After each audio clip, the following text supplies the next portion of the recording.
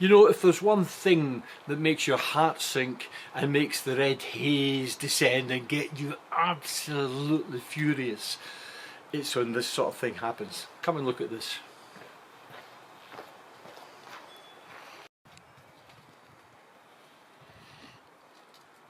Yep, someone clipped my wing mirror. More than just clipped it, they've absolutely bloody destroyed it.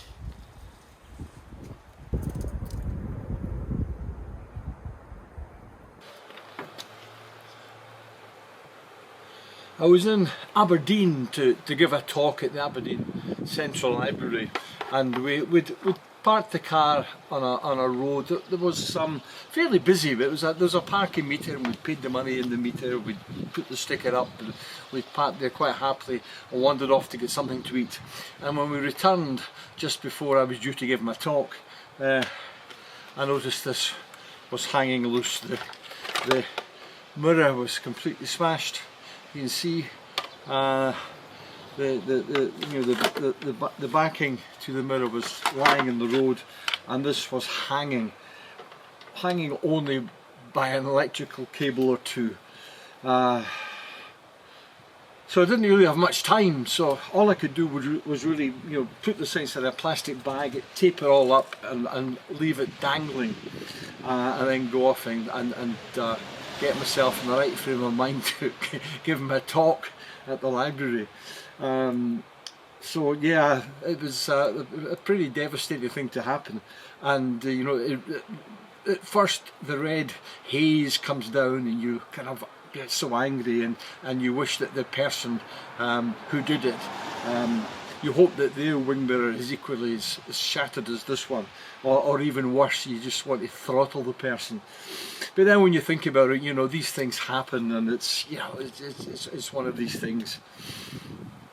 Fortunately, I managed to drive to a Volkswagen dealer, and as a result I've got this all booked in to be replaced next week at the Volkswagen van centre in Inverness. And the surprising thing is they said it'll probably only take an hour or two to actually replace it, but they did have one in stock, and that's the important thing.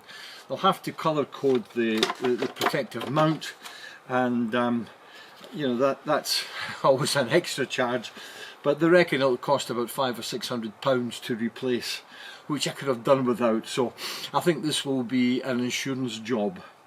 But it's kind of made me think, and it's made me think quite hard about where I park this van in the future. I'm going to be quite careful where I park. I really, I normally just go onto a street and park up close to the curb and not think anything more about it. But unfortunately, these wing mirrors I've got don't fold in, so they are stuck out there. They're a kind of magnet for other vehicles to come and crash into. And some of these vehicles today have absolutely enormous wing mirrors. And I'm sure at the speed they pass by, sometimes they don't even notice that they've clipped somebody.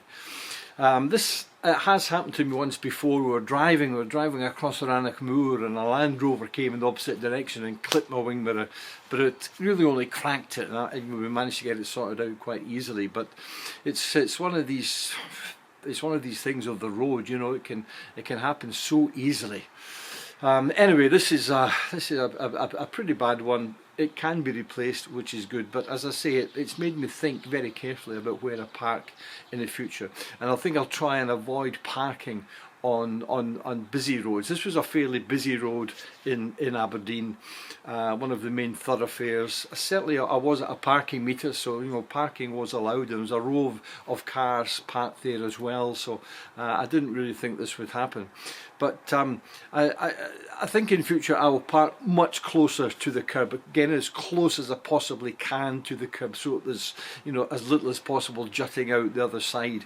And I think in the future I'll try and pick side streets to park my van, when I'm in towns and cities. Side streets, the vehicles tend not to be driving just as fast and tend to be that wee bit quieter. And I guess probably best of all are car parks. The problem in city centres now, most of the car parks are multi-level car parks or underground car parks, and there are height barriers. And this is a high top, so it's not great for these car parks. So there you are. The lesson here is be very careful where you park and how you park. If you have wing mirrors that fold inwards, then it's a good idea to do that, because you can get these wing mirrors clipped so easily, and it's a pretty expensive thing to replace. So there you have it. Next thing for me to do now is go and phone my insurance company and break the bad news to them.